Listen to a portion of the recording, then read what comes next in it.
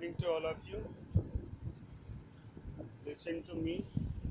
पिछले वीडियो में मैंने आपको पैराग्राफ्स पहले बताया था, माय बेस्ट फ्रेंड पैराग्राफ्स। तो उसको हमने कंप्लीट नहीं किया था, कुछ उसमें रह रहा था, तो उस पैराग्राफ को हम अभी कंप्लीट करते हैं। फिर मैं नेक्स्ट पैराग्राफ लिखूँगा और उस पैराग्राफ को कंप्लीट करने के बाद फिर मैं तुम्हें एक और यूज़र बताऊंगा कि यूज़र किस प्रकार से।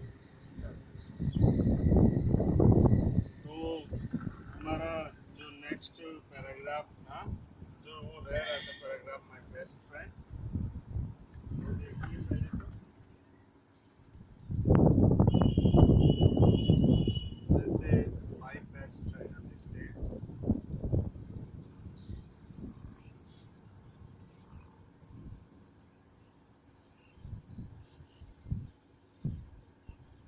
माय बेस्ट फ्रेंड है ना, इसी पे अपना पैराग्राफ चल रहा है।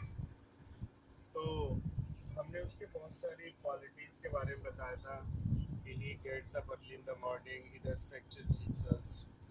तो ये सब चीज़ें हमने उसमें डिस्क्राइब की थी माय बेस्ट फ्रेंड। तो आगे हम उसमें लिख सकते हैं रियली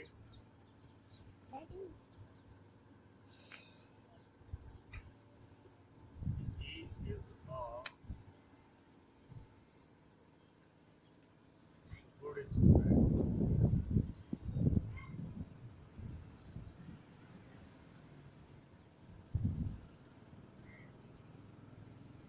ओके, रियली नहीं आ रहा। ही इज गुड स्टूडेंट ना।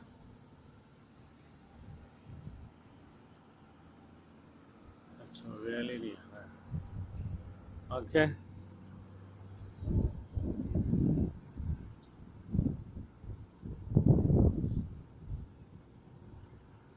he is not only a good student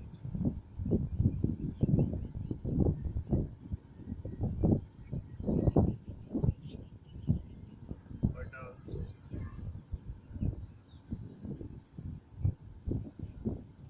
a good player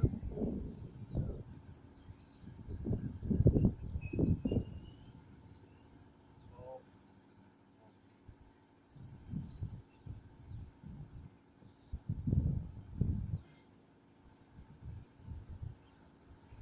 his dream is that he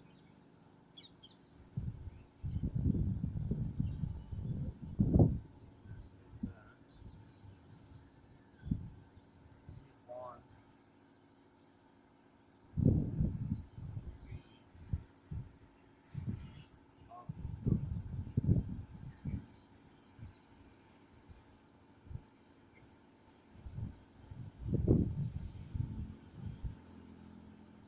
really I am proud of my best.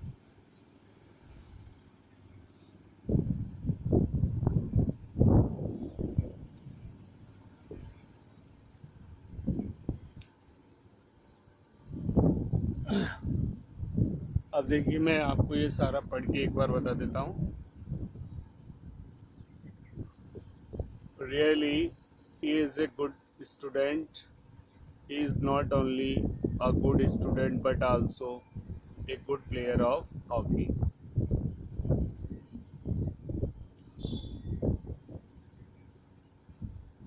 Black board को पकड़ लेना। Hockey मतलब कहने का मतलब ये है कि वह एक अच्छा विद्यार्थी है। वह न केवल एक अच्छा विद्यार्थी है बल्कि एक अच्छा प्लेयर, हॉकी का अच्छा प्लेयर भी है। हिज ड्रीम इज़ दैट, उसका सपना है, he wants to be good doctor, कि वह एक अच्छा डॉक्टर बनना चाहता है। Really I am proud of my best friend, वास्तव में मुझे अपने इस बेस्ट फ्रेंड पर गर्व। तो इस प्रकार से हम एक पैराग्राफ को तैयार कर सकते हैं और हमने ये पैराग्राफ तैयार किया और हम इसको लर्न करेंगे। और इसके बाद अब मैं आपको, जैसे मैंने आपको पिछले वीडियो में इम्परेटिव सेंटेंस के बारे में बताया था कि इम्परेटिव सेंटेंस हम किस प्रकार से बनाते हैं, और वो सारी चीज़ें मैंने समझाई थी आपको। हिंदी में ये सब चीज़ें आपको समझाई जा रही हैं जिससे कि आपको कोई भी सेंटेंस बनाने में कोई प्रॉब्लम ना आए। अब मैं आपको आज एक यूज़र्स बताऊंगा जिसमें हम हैज़ टू हैव टू का यूज़ बताता हूँ कि हम किस प्रकार से इनका यूज़ करते हैं। तो वो अब देखें, फिर इसके बाद मैं आपको नेक्स्ट पैराग्राफ और एक और कराता हूँ। देखिए अब इसको हम रफ करते हैं, इसको रफ करेंगे।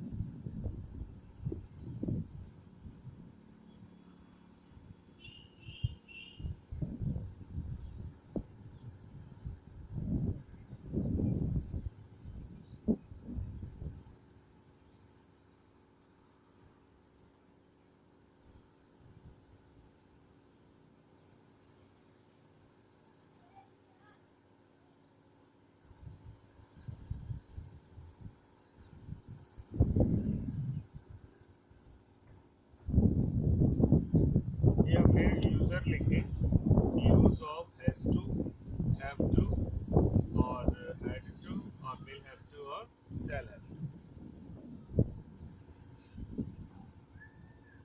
हैज़ टू हैव टू का यूज़ कब करते हैं? देखिए, जब हैज़ टू हैव टू आता है, हैज़ टू हैव टू ये आते हैं दोनों, जब हम इनका प्रयोग हम यूज़ करते हैं present। वैसे हम लिख सकते हैं हैज़ टू हैव टू,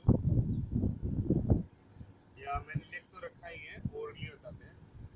जब हमें कोई काम मजबूरी में करना पड़े, जब हमें कोई काम,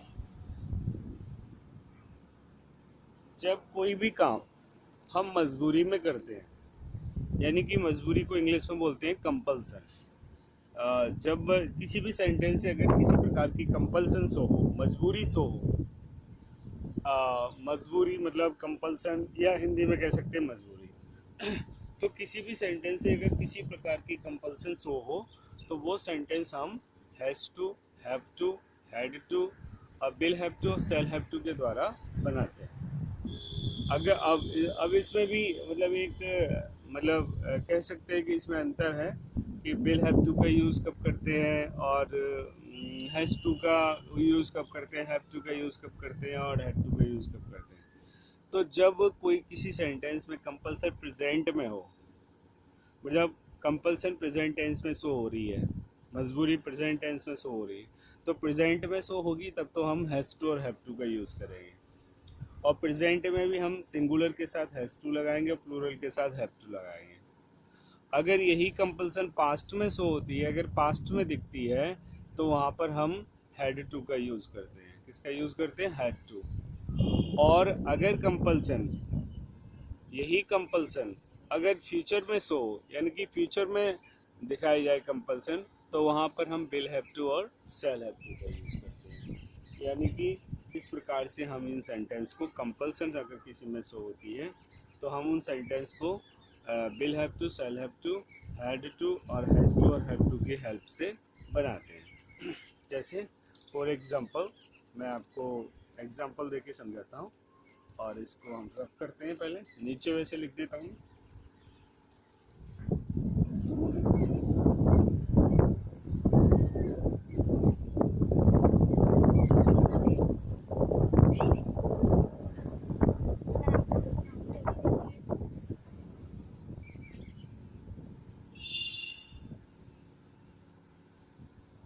जैसे फॉर एग्जांपल,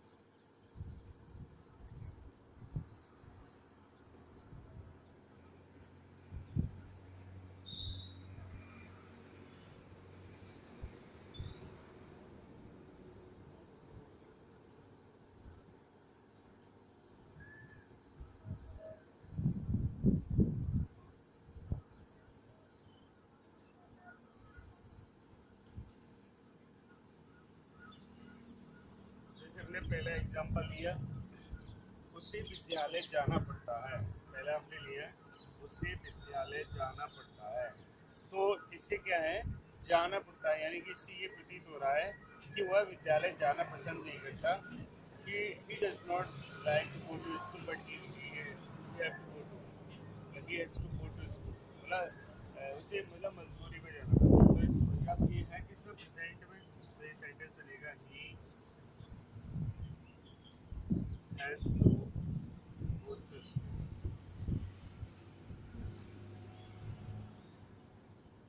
इनके साथ हमेशा वर्ब की फर्स्ट फॉर्म का यूज करते हैं, क्योंकि इसमें इन्फिनेटिव जुड़ गया, जिसके साथ भी इन्फिनेटिव जुड़ जाता है तो हाँ ये हमेशा ध्यान रखो वहाँ पर वर्ब की फर्स्ट फॉर्म का यूज करते हैं।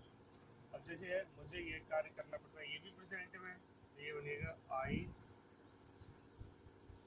Have to do this work, I have to do this work, ठीक है, क्योंकि ये प्रेजेंट में, प्रेजेंट लेकिन प्लूरल है तो हैव टू का यूज है।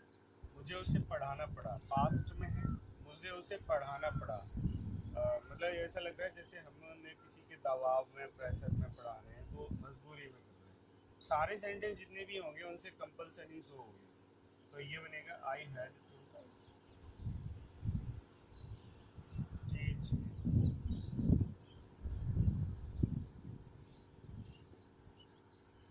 आई हैड टू टीच हिम।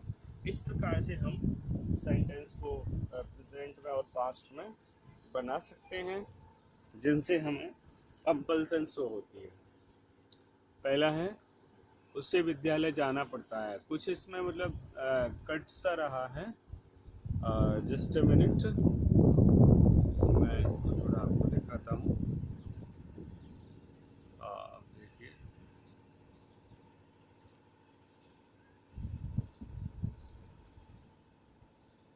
हाँ, उसे विद्यालय जाना पड़ता है, बनेगा he has to go to school, और मुझे यह कार्य करना पड़ता है, जो बनेगा I have to do this work.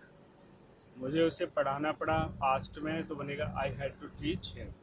इसी प्रकार से हम फ्यूचर में भी बना सकते हैं, जैसे हमने कहा मुझे वहाँ जाना पड़ेगा, मुझे वहाँ जाना पड़ेगा, तो I shall have to go there, I shall have to go there, I shall have to go there. और अच्छा, फ्यूचर में क्या होता है फ्यूचर में एक बात का ध्यान रखना है कि जिस प्रकार से फ्यूचर में हम जब फ्यूचर इंडेफिनिट को बनाते हैं तो उसमें क्या करते हैं, आई और वी के साथ सेल यूज़ करते हैं और से सब के साथ बिल यूज़ करते हैं। तो इसमें भी ऐसे ही करना है अपन को, आई और वी के साथ अपन सेल लगाएंगे और से सब के साथ अपन बिल लगाएंगे। अगर जैसे हम कहें कि उसे यह करना पड़ेगा तो यहाँ पर बिल लगे तो बनेगा he will have to do it, he will have to do it, तो यहाँ पर बिल का यूज़ करें, विल हैव टू यूज़ करेंगे और से सबके साथ सेल, मतलब आई और वी के साथ सेल हैव टू लगाएंगे और से सबके साथ विल हैव टू लगाएंगे। तो इस प्रकार से हम बहुत सारे सेंटेंस विल हैव टू, मतलब जिसमें कंपल्सन शो, उनसे हम सेंटेंस को बना सकते हैं। मैं आपको यहाँ पर 8-10 सेंटेंस देता हूँ जिन्हें आप घर से बनाओगे, और इसको मैं रफ करता हूँ, देखिए।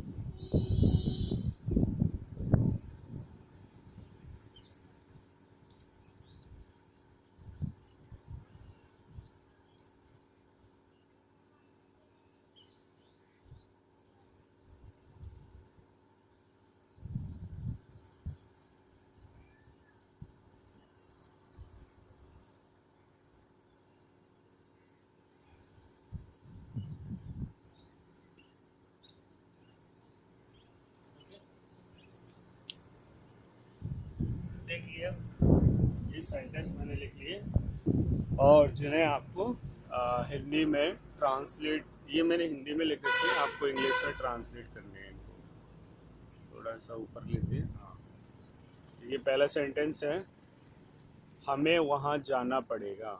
ये पास्ट फ्यूचर का है, सॉरी, हमें वहाँ जाना पड़ेगा। दूसरा है, उसे गाना गाना पड़ेगा। तीसरा सेंटेंस है, सोहन को कार्यालय जाना पड़ता है। सोहन को कार्यालय जाना पड़ता है। मुझे अंग्रेजी बोलनी पड़ती है। बोलनी पड़ती है। हमें विद्यालय समय पर आना पड़ता है। मुझे गांव से लौटना पड़ेगा। मोहन को मुझे पैसे देने पड़ेंगे। तुम्हें उसको डांटना पड़ेगा। तो इस प्रकार से हम ये सेंटेंस को इंग्लिश में ट्रांसलेट करेंगे और सारे ये यूज़र्स हैं जिसमें कंपल्सन शो हो रही है। और जिस सेंटेंस से किसी प्रकार की कंपल्सन शो होती है तो उन सेंटेंसों को हम हैज़ टू, हैव टू, और पास्ट में हैड टू, और फ्यूचर में विल हैव टू और शैल हैव टू का यूज़ करते हैं, और वर्ब की फर्स्ट फॉर्म का यूज़ करते हैं। तो इस प्रकार से हमारा एक ये क्या बोलते हैं, यूज़र्स कंप्लीट हुआ एक पैराग्राफ। अब मैं आपको नेक्स्ट एक और पैराग्राफ लिखाता हूँ, उसे आप देखिए। अब मैं आपको माई फेवरेट टीचर, इसके ऊपर एक पैराग्राफ लिखाता हूँ। देखिए ध्यान से, इसको अपन रफ करते हैं।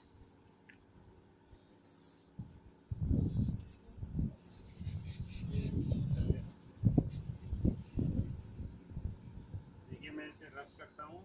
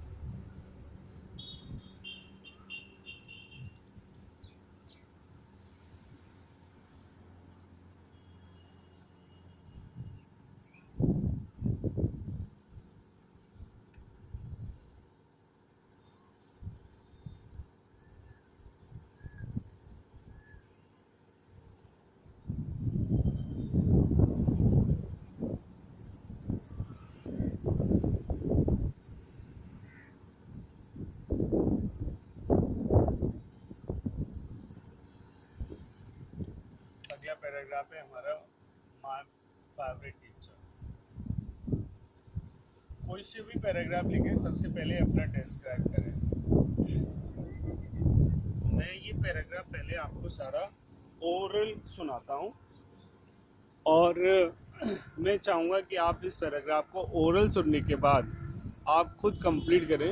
फिर कल मैं आपको इसको, नहीं होगा तो अभी मैं आपको फिर इसको ब्लैक बोर्ड पर भी रिटेन करूँगा। जैसे हम पहले सबसे पहले अपने बारे में डिस्क्राइब करेंगे। जैसे हमने कहा माई नेम इज़ मोहन, मेरा नाम मोहन है। I belong to class 10th, मैं 10th क्लास से संबंध रखता हूँ। There are many teachers in my school, मेरी कक्षा, मेरे विद्यालय में बहुत सारे अध्यापक हैं। देयर आर मैनी, जैसे हमने उसमें क्या किया था, मैं उसी प्रकार से बना सकते हैं, बस थोड़ा सा इसका जो मतलब ये पैराग्राफ थोड़ा डिफरेंट है, मतलब उस स्थान को बदल दो। जैसे बेस्ट फ्रेंड था, उसकी जगह पे अब आप सपोज करो एक टीचर रख दो।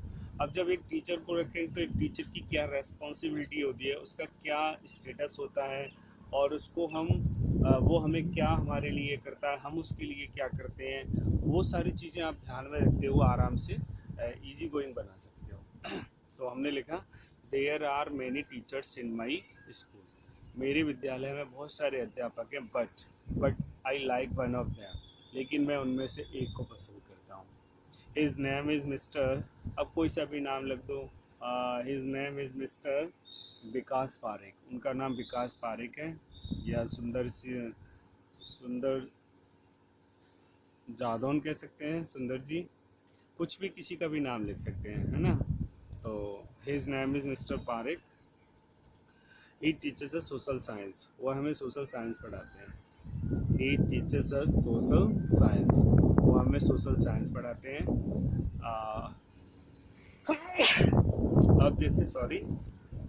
अब जैसे हमने उस पर एक लिखा था, पहले उनकी एज का वर्णन कर दो। He is about 25 years old, वो लगभग 25 वर्ष के हैं। ही लुक्स वेरी हैंडसम, वह बहुत सुंदर दिखते हैं, है ना। ये सब उनके हमने डिस्क्राइब के बारे में वर्णन कर दिया। आप जा सकते हो। हाँ, छोड़ो। तो अब उनके न, जैसे हमने उसमें एक लाइन लिखाई थी मैंने, किसमें, क्या बोलते हैं, माई बेस्ट फ्रेंड पर के मैनी क्वालिटी, तो इसमें भी हम लिख सकते हैं he has many good qualities, उनके कई अच्छे गुण हैं। He has many good qualities, उनके कई अच्छे गुण हैं। अब उन्हीं क्वालिटीज़ को हम इसमें भी लिख सकते हैं। He gets up early in the morning, वह सुबह जल्दी उठते हैं। He goes to temple daily, वह रोज़ाना मंदिर जाते हैं। ही बिलीव्स, वह विश्वास करते हैं। ही बिलीव्स इन गॉड, वह ईश्वर पर विश्वास करते हैं। ही ऑलवेज सेज, वो हमेशा कहते हैं दैट कि गॉड इज़ एवरीवेयर, कि भगवान हर जगह है। इट इज़ राइटली सेड, यह बिल्कुल सच ही कहा गया है। अब जैसे हम एक कोटेशन, ये मैंने क्यों लिखा, इट इज़ राइटली सेड। अब यहाँ पर हम चाहें तो एक कोटेशन दे सकते हैं जो एक अच्छे टीचर के बारे में। जैसे हम एक कोटेशन को बोलता हूँ मैं, the father gives his son this body, the father gives his son this body. इसमें एग्जाम्पल को क्या बोलते हैं, इस कोटेशन को मैं देखो उसमें लिखता हूँ, इसको आप लर्न करना। ओके, मैं इस कोटेशन को ब्लैक बोर्ड पे लिखता हूँ, रीडिंग करता हूँ, और फिर आप इसको, कृष्णा,